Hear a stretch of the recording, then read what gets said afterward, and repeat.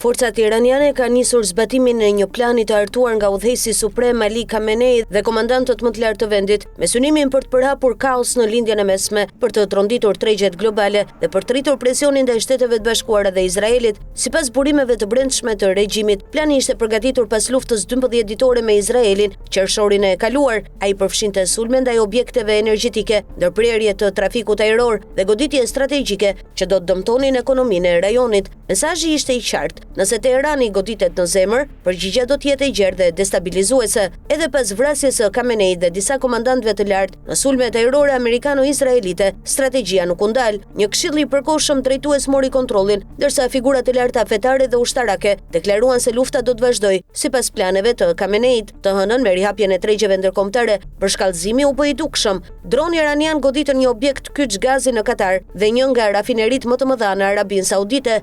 Pasoj, furnizimet me gaz u pezulluan përkohësisht, çmimet e naftës dhe gazit u rritën ndjeshëm, ndërsa transporti detar përmes ngushticës së Hormuzit, rrugë kyçe ku kalon rreth 1/5 e energjisë botërore, u ngadalësua. Sulmet nuk u kufizuan vetëm tek energjia. Objektiva në Emiratet e Bashkuara Arabe, Kuvajt, Irak, Oman dhe Bahrein u goditën me dron dhe raketa. Bazat amerikane në rajon u vënë në shënjestër, ndërsa dyshohet për sulme edhe ndaj një baze britanike në Qipro. Një element i ri në këtë fazë është decentralizimi i komandës ushtarake iraniane. Ministri i jashtëm Abbas Arakçi deklaroi se njësitë ushtarake tashmë veprojnë në mënyrë të pavarur mbi bazën e udhëzimeve të përgjithshme të dhëna më parë. Kjo taktik synon të shmang paralizimin e strukturës ushtarake nga vrasjet e komandantëve të lartë. Ndryshe nga përplasja e mëparshme, këtë herë reagimi është më i ashpër. Irani dhe aleatët e tij po godasin jo vetëm Izraelin, por edhe qendra ekonomike rajonale si Emiratet e Bashkuara Arabe. Hezbollahu ka lëshuar raketa nga veriu i Izraelit, ndërsa milicit pro-iraniane në Irak kanë sulmuar baza amerikane. Analistët e shohin këtë si skenarin më të rrezikshëm të mundshëm pas sulmit të Hamasit më 7 tetor 2023. Atëherë Teherani u përpoq të mbante konfliktin larg territorit të tij, por pas sulmeve të fundit amerikano-izraelite, llogaritjet duket se kanë ndryshuar. Sipas ekspertit të sigurisë, Emily Hokayem, lufta rajonale që dikur u shmang tani po zhvillohet me një vrull të vetin,